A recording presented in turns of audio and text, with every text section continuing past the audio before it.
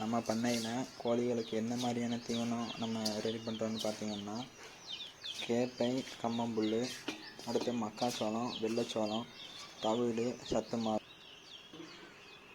இது கூடவே வேறு என்ன நம்ம சேர்த்துருக்கோன்னு பார்த்திங்கன்னா, துவரம்பருப்பு, பட்டாணி, இது ரெண்டையும் சேர்த்துருக்கோம்.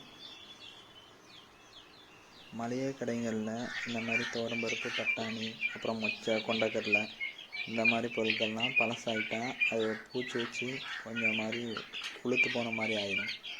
அதிலிருந்து நம்ம கம்மியான ரேட்டுக்கே வாங்கிட்டு வந்திருக்கோம். இது மாதிரி உங்கள் பக்கத்தில் உள்ள கடைகளில் எது கிடைச்சாலும் நீங்கள் வாங்கி போடலாம். முக்கியமாக என்ன பண்ணுன்னா, அதை கொஞ்சம் காய வச்சு அதை அரைச்சி போடுங்க. அப்போனா ரொம்ப நல்லது. அப்படின்னா தான் எல்லாமே கோழிகள் விரும்பி சாப்பிடும். அதே மாதிரி கோழிகளுக்கு வெயில் காலங்களில் தண்ணீரில் என்னெல்லாம் கலந்து வைக்கலான்னு நம்ம வீடியோ போட்டிருக்கோம், சேனலில் இருக்குது. அதை செக் பண்ணி பாருங்கள். பிடிச்சிருந்தா சப்ஸ்கிரைப் பண்ணிக்கோங்க. நன்றி, வணக்கம்.